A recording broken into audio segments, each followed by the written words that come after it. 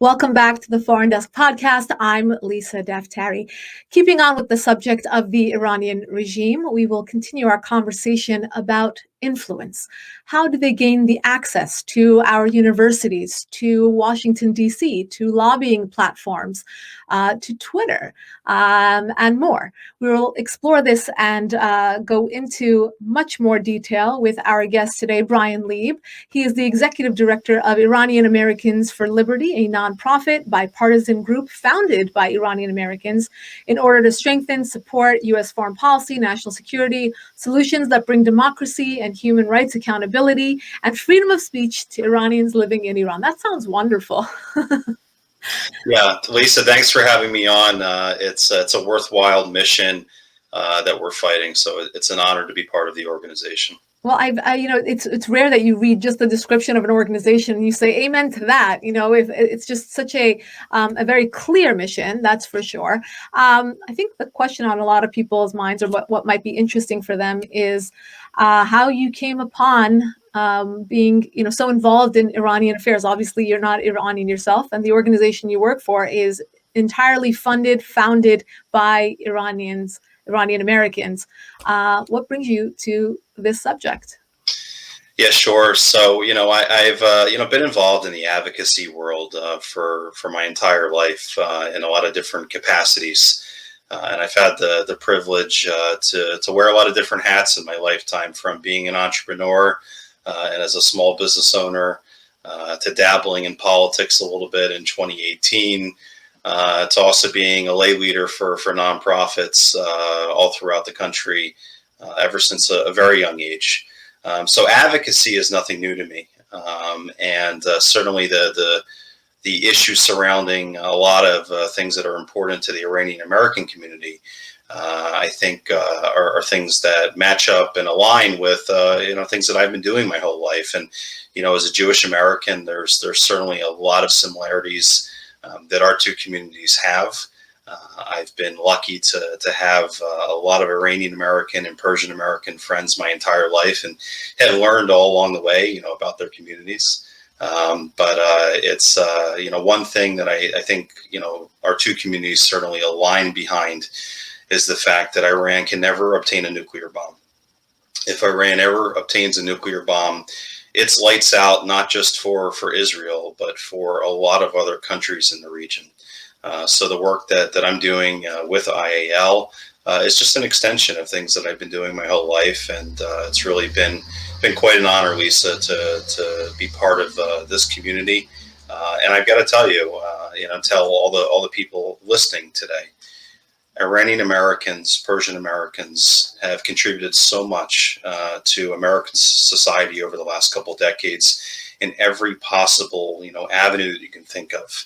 And that's something that's really been a real treat for me over the last couple of months, is connecting with these individuals that have done so much, and they're so proud to be Americans, but they also still long for the day when their brothers and sisters and colleagues and friends back in Iran can enjoy the same freedoms that they have here today. So I think that's kind of the connectivity from my end in terms of how I got to where I am, and I'm very much looking forward to the conversation with you today. Well, thank you. Thank you for being here, and thank you for all the work that you do. Obviously, you have a very profound presence and voice on social media in terms of getting and setting the narrative straight. The group you work for chose the word liberty as a part of their the name of the group, and it's interesting because you talk so much about the voices of the people of Iran and how to get that out. And, whenever you come upon just your average American, and you talk about it, whenever they have Iranian friends, they'll talk about, if they're older, they were in Iran in the 70s, and they'll speak so fondly of, the party scene and the people and the hospitality. And of course, the food. I know you like the shish kebabs as well. And we've talked about that in the past. But it's such a beautiful culture, and the people and their desire for freedom is so clear to so many. However, how has it become that the overpowering narrative in this country at this moment has been to sit down with the mullahs, to negotiate with the mullahs, to give Javad Zarif, the foreign minister of Iran, a beautiful platform on CNN in order for him to spew all kinds of anti-American garbage, to give all of these terrorists actually a platform on social media. They all have Twitter accounts. I mean, does the leader of ISIS, can he have a Twitter account as well? Because they are terrorists all the same. I mean, how did we get here? How do you juxtapose this soft narrative and the correct one about the Iranian people and their voices that need to be heard up against the narrative that has been created? Yeah, it's a very complex situation, obviously. But I think one thing that's really worth pointing out is that while you and I and so many other Americans, Iranian Americans, use our voices here in America to speak out against the regime and to speak out in the name of liberty and freedom. No one inside of Iran, unless you're part of the Iranian regime, can have that same voice on Twitter. And it really is the height of hypocrisy that the Iranian people really don't have a platform. Twitter's banned within that country, but the Iranian regime officials enjoy not just, Lisa, having a Twitter account, they enjoy almost no censorship. And I just mentioned that, while a lot of Iranian Americans enjoy the freedoms here to exercise their freedom of speech, unfortunately, there's been a lot of events over the last couple of weeks, months, where we've seen that big tech, in particular Twitter, is very quick to silence any of those Iranian American voices that speak out against the regime or speak out against some of the groups that are so close to the Iranian regime. So while we certainly have more freedoms here in America to speak out than the Iranians do in Iran, that's not always guaranteed. And that's really, should be a major concern for a lot of people. That's, not just an American, I'm sorry, that's not just a Democrat or Republican issue. It's an American issue. We should all have, the same rights to speak out. And Twitter should not be censoring anyone's voices, when they're speaking out against the atrocities that are happening back in Iran. No, and it shouldn't be a Democrat or Republican issue, but isn't it ironic that you find all of these beacons of liberal thought, places where freedom of speech should reign, are the places where these important voices are being canceled, where that narrative is being controlled, whether it's on social media, big tech, universities, sitcoms, all across the board. It seems like they're on the wrong side. Yeah, they're on the wrong side for sure, and I think that we need to continue to do everything that we can. Our organization, IAL, it's a bipartisan group it was founded by Iranian Americans that came together that wanted to create this bipartisan group to really be a strong advocate, on behalf of the community. But the most important thing that I think we've been doing in recent months is really doing our best to help amplify and lift up any voices within the Iranian American community back home in Iran that are speaking out against the regime. And it's a very important thing that we will continue to be doing at Iranian Americans for Liberty.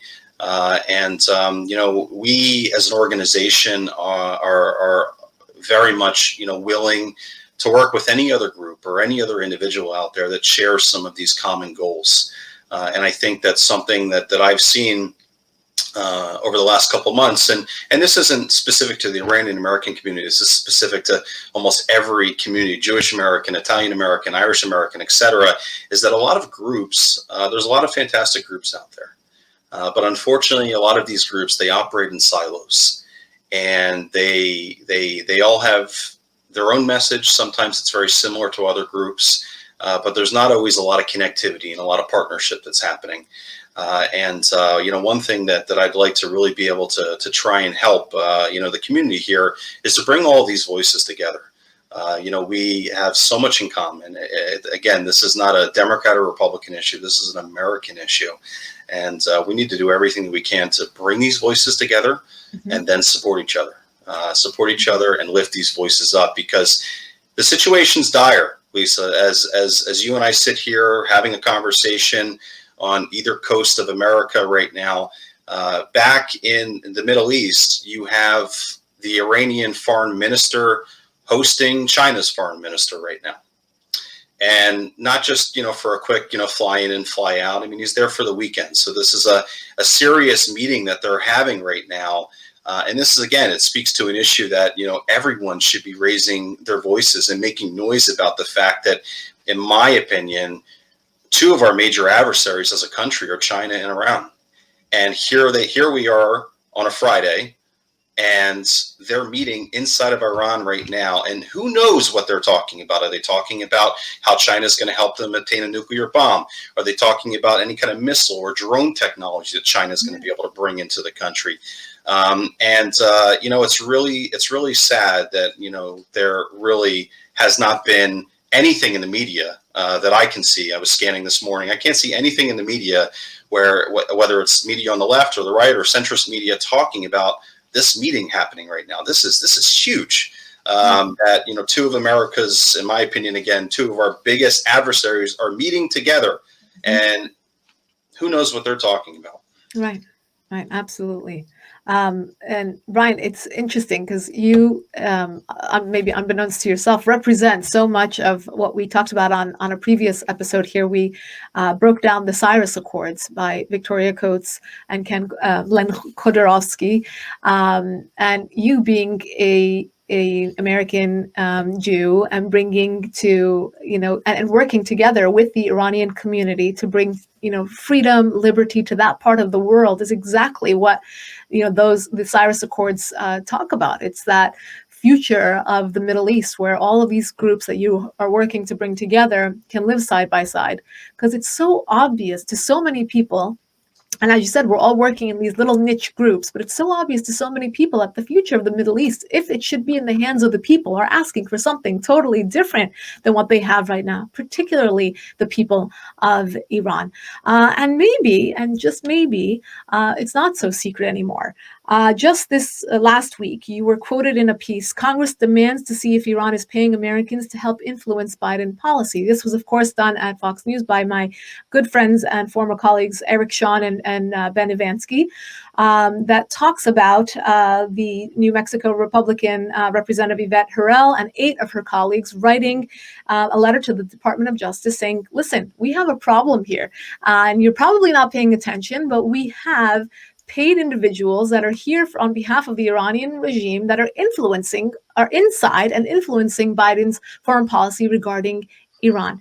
And you obviously were approached to give your response to it. Give that to us here. What was your response to this letter? Yeah, so we were thrilled to hear about this when Fox News reached out to us and asked us for a comment. We almost had to do a double take and say to ourselves, "Wow, look at what's happening." It's fantastic to see members of Congress taking the initiative to address some very serious issues in this country.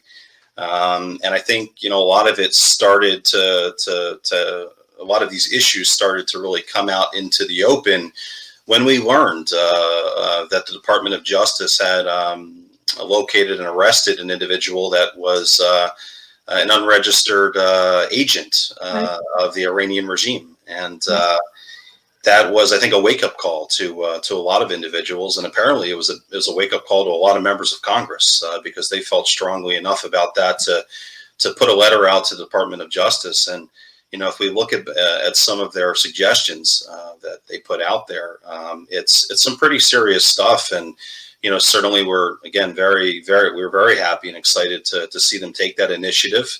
I think not just we as an organization, we're happy to see that.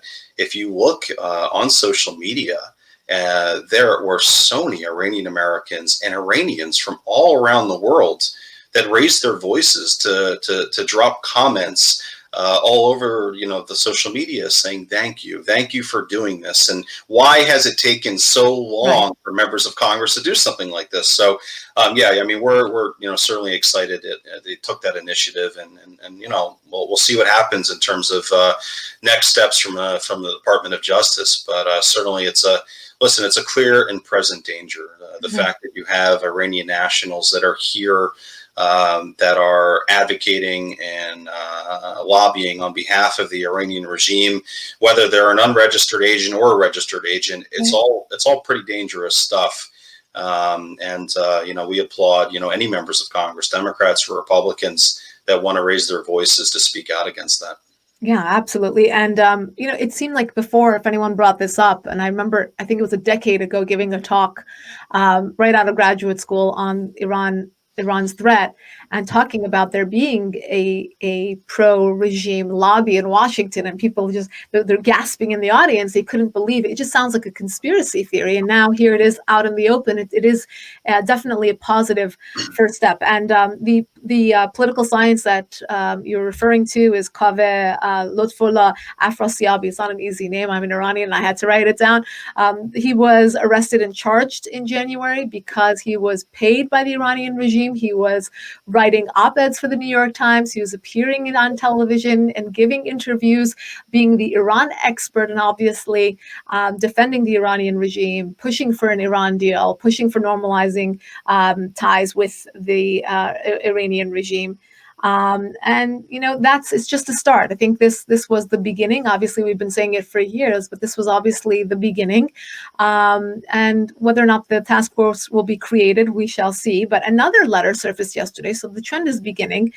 This time with 40 bipartisan senators. This was led by Bob Menendez of New Jersey and Lindsey Graham, of course, of South Carolina.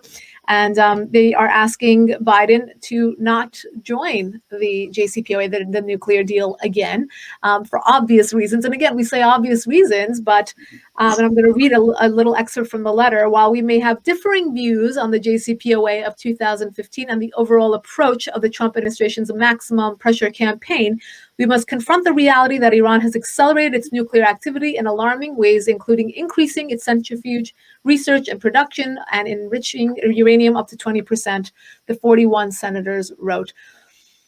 I talk about this all the time. It seems like the Biden foreign policy is this big test or illusion of ideology versus reality. You come in wanting to get back into the Iran nuclear deal, but look at all of this evidence suggesting that we shouldn't get back into the Iran nuclear deal. The same thing goes for immigration. Open all the borders, but then we see what's going on. It's like, tell them not to come. With regards to the timing of these both of these letters, they're both bipartisan, one coming from Congress, one coming from the Senate. What can we gather from this? Why is the timing important? And my second question is, well, if this does have bipartisan support, this sentiment, then who is pushing for getting back into the Iran nuclear deal? Yeah, so I think, let me answer the second question first. I think it's very clear who's pushing, for the U.S. government to reenter what, in my opinion, was a deeply flawed JCPOA that gave the Iranian regime the runway needed to obtain a nuclear weapon in due time. And if you look at the cast of characters that are in place right now from the Biden administration, you're going to see a lot of similarities to when President Obama was in office and when his administration signed the deal with the Iranian regime. Whether it's from John Kerry to Rob Malley to a whole handful of other individuals, it's very clear the direction I think that the Biden administration would like to go. And I think they've been very clear about they would like to rejoin the deal. I think what's been happening in the region over the last couple months has maybe slowed them down a little bit and had them, take a little bit of a pause, whether it was a situation that just happened, I think a couple weeks ago, where Iranian border forces opened live fire on the border between Iran and Baluchistan, killing several innocent human beings in the region. I think people are seeing, the aggression from the Iranian regime. And I think we heard just in the last day or two that there was a missile that struck an Israeli ship that was, in transit. So Iran has definitely, ramped up their efforts to send a strong message that, they, certainly would like to see the United States of America re-enter the JCPOA.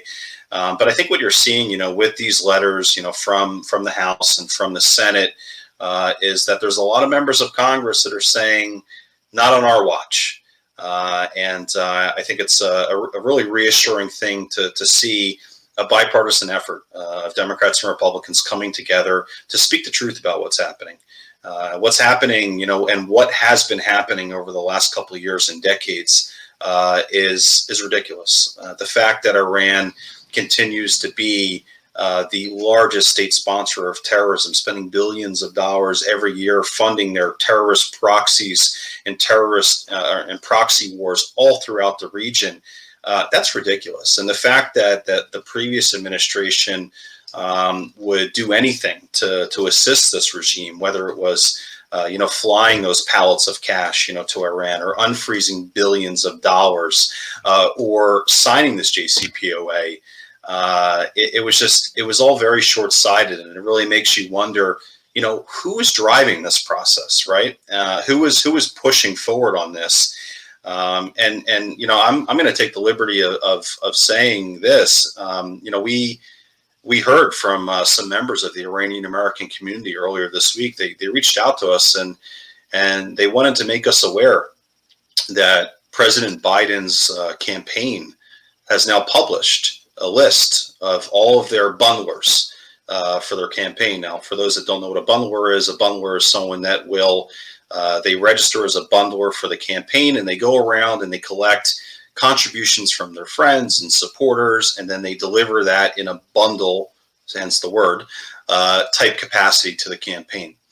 So we got a message saying, you guys should take a look at this website that the Biden campaign just published. And if you take a look at it, Lisa, you're going to see on the numbers, the second name of an individual that's raised over $100,000, probably a lot more than that, for the Biden campaign is the president of NIAC.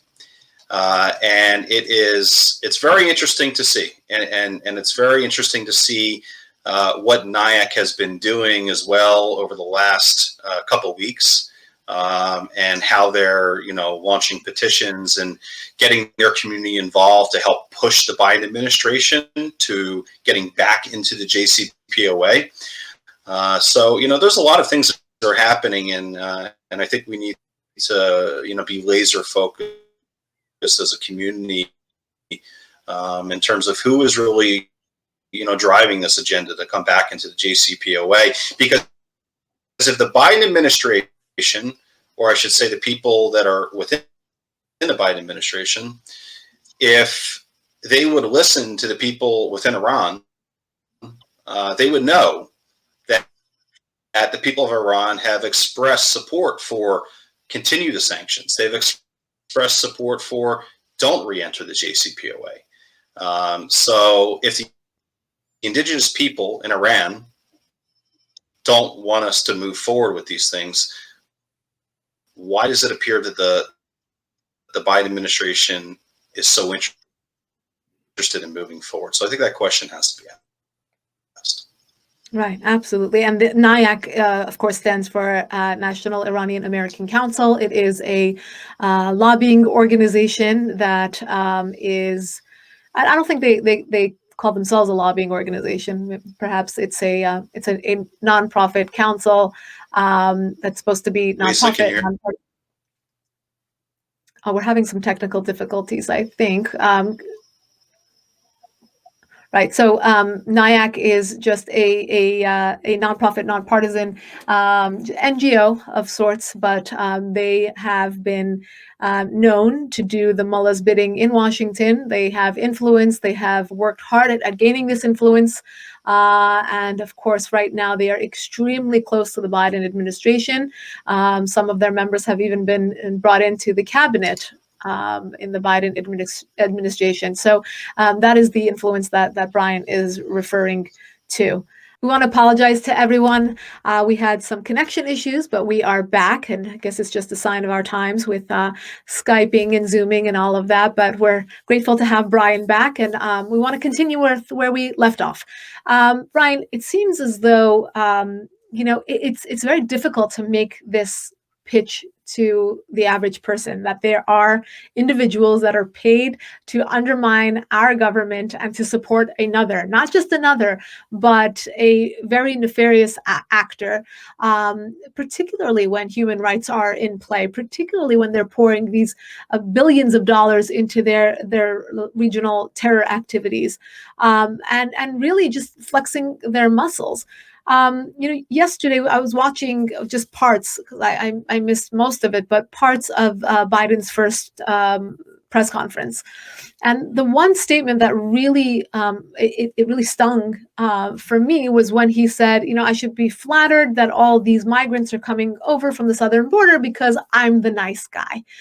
I thought that was just such an irresponsible, and just unchecked way of viewing our borders, our national security.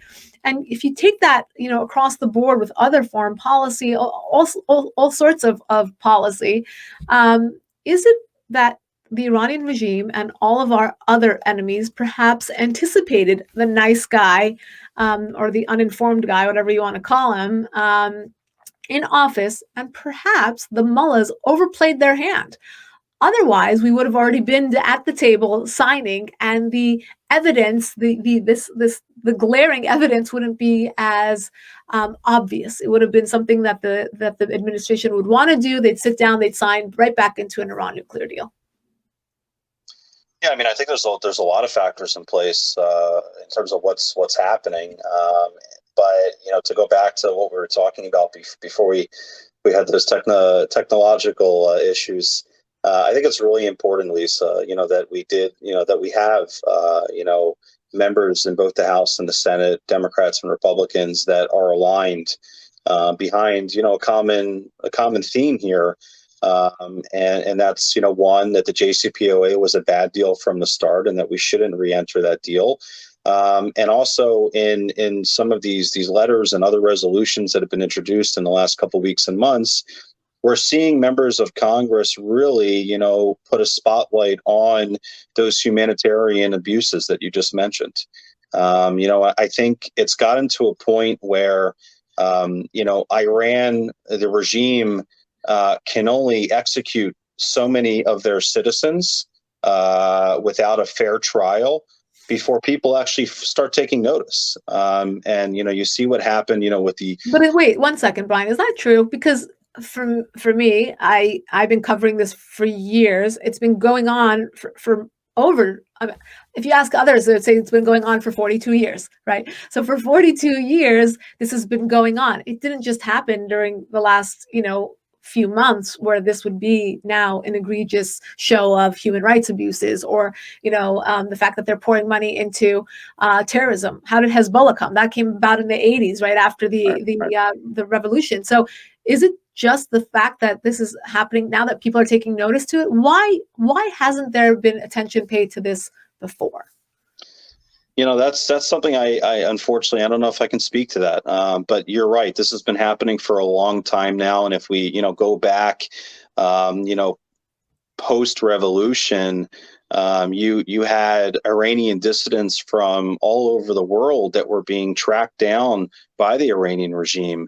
And in those times, it wasn't silencing their voices on social media. It was silencing their voices with a bullet to the head. That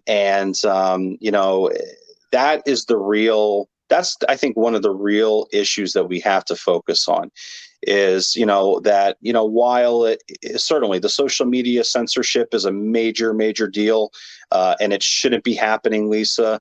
But let's not forget that the Iranian regime hasn't really changed their tune very much over the last couple decades, nor have they changed the way that they operate, Lisa. So if 20 or 30 years ago they were going around the world and also on U.S. soil and assassinating Iranians that left the country seeking refuge here and all around the world, what do you think they're going to do if we continue to just give them carte blanche to have this unchecked power in the region? What do you think they're going to do if they get a nuclear bomb? Do you think they're going to use that nuclear uranium for bringing more energy solutions to the people of Iran? No. If they get enough uranium, needed for nuclear, they're literally going to go nuclear. They made it very clear what they're going to do with a nuclear bomb. So, whether it's, the Iranian regime silencing voices on social media, or whether it's them ultimately getting a nuclear bomb, we need to do everything that we can. All Americans, not just Iranian Americans, all Americans need to stand up with a singular voice to speak out about what's happening. I mean, again, just to touch on humanitarian issues. I mean, if you're a member of the LGBTQ community in Iran, and you're found out that you're part of this community, you can be killed. They hang gay men by industrial-sized cranes in city squares. They're doing that to send a message to their people that they don't believe that people within Iran should be able to have that choice of sexuality, religious freedom. I mean, it goes on and on and on. So, listen, I think we need to continue standing up. All Americans need to continue standing up for the people of Iran, because the people of Iran want freedom. We need to do everything that we can to help them. Yeah, absolutely. And I think, you mentioned the LGBTQ community, and I know there's so much more. The way that women are treated, and yet we're having this like social justice crisis moment here in the United States, where there couldn't be enough causes. You don't even know how to keep up. Right. But yet there's silence on their part. And that is in part because of this controlled narrative that we speak about, this influence that they have here on US soil. Now we've qualified it. Now let's quantify it. How expansive is the Iranian regime's tentacles here on U.S. soil? What sectors are they hitting up? What influences do they have? Where are they? How are they doing this? How complex is their network? Well, I think it's extremely complex. I think there's a lot of mouthpieces that they have, whether it's here in the U.S. or around the world. And I think the two biggest avenues that they probably have really infiltrated, one being big tech, so Twitter, Facebook, Instagram, Snapchat, all of the above, and then also your traditional media sources as well. And I think, if we look at traditional media sources, a good example would be CNN, for example. So there have been multiple occasions just this year alone where they have brought on Javad Zarif onto their program. And, when they bring him onto the program, Lisa, they're not asking tough questions. They're not asking, things about, what I just mentioned to you. They're asking softball questions. And it almost seems like the reporter has probably 10% of the actual time for the interview. So in essence, what they're doing is they're giving a platform to a regime that commits, human rights atrocities on a daily basis. So I think, we definitely need to keep an eye on what's happening in the mainstream media, but big tech. And I mentioned a little bit about how 20, 30 years ago, the Iranian regime would silence their critics with a bullet to the head. They're doing the same thing now, just not using a gun. It's really quite amazing how many members of this community come to us on a weekly basis and send us screenshots of how they were reported to Twitter and ultimately suspended from Twitter for not really, Lisa, saying anything that violated any kind of Twitter rules. I'll tell you what they were suspended for. They were suspended for speaking out against the regime, for challenging people that codify this regime and that give them a platform. That's very problematic. And honestly, it's pretty scary that in a way, we have to ask ourselves, has the Iranian regime infiltrated big tech? Do they have a seat at the board at Twitter? Do they have employees within Twitter that they can reach out to and say, hey, Lisa's saying some things about us today that we don't really like. Why don't you report her and suspend her account? I can't definitively, I don't think any of us can definitively right now say yes. But I think if you look at it from a common sense perspective and we see that anyone that speaks out against the regime on Twitter somehow finds themselves being suspended. But anyone that gives a platform to the regime is not suspended. And oh, by the way, you have the Ayatollah who's able to tweet in like 8 different languages on his Twitter account. So, and have they ever censored him when he speaks the evil, vile, disgusting things that he does? No, they don't. But they'll censor Iranian Americans and Iranian dissidents all around the world. It really needs to be looked at. And if we're putting our cards on the table, there's been so many members of Congress on both sides, as we've talked about, that have ramped up their efforts. I'd like to see them ramp up their efforts a little bit more to try and expose what's happening. Is the Iranian regime, have they infiltrated Twitter? Maybe Congress needs to take a look at that.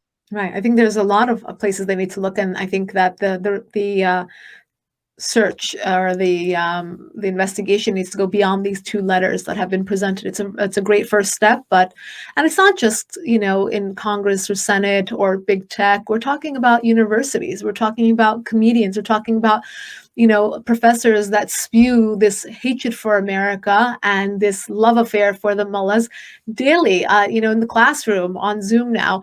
But they have this influence. They have the platform.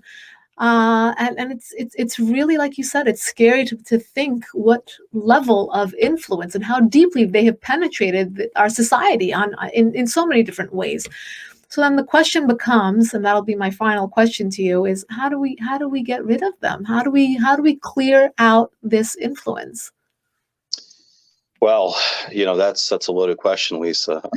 But listen, at the end of the day, not to simplify things, but in its most simplistic format, I think that all of us, but whether it be Iranian Americans or Americans, we need to raise our voices, and we need to support each other, and we need to support the ones that raise their voices.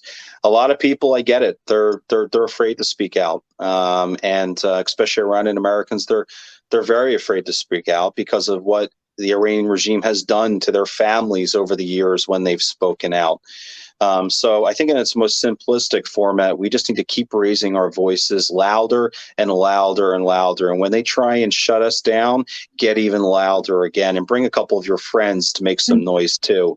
And just to bring it full circle in terms of the work that we're doing at IAL is we want to help be a platform to any Iranian Americans that want to use their voice to speak out. Get in touch with us, learn more about us. We've done educational events with members of Congress, but we've also done a tremendous amount of community events. We did an event a couple months ago in support of the families of PS-752, the Ukrainian passenger jet that was shot down by mistake by the IRGC. So, we're doing a lot of things to help support the community. And I think you're going to find as we continue to grow, what we're doing, that hopefully we're really able to provide a check and balance to what's happening here in the U.S. and around the world. That's wonderful. Thank you for all your work in creating awareness and correcting the narrative and rooting out evil, whether it's here or in the Middle East. And I wish you and your family a very happy Passover. And to those who celebrate the holiday, I wish you freedom. That's what this holiday is about, freedom. So I wish you freedom, whether it's the people of Iran, people of the Middle East, freedom for all of us from COVID, from masks, from oppression of every kind. I wish you all freedom, and I will see you all back here next week. If you'd like to subscribe to our podcast, go to youtube.com/Lisa Daftari. We are also on Rumble. You can check us out there if you prefer to, and sign up for our daily top 10 email. Go to foreigndesknews.com and you can sign up there. Thank you all, and see you next week.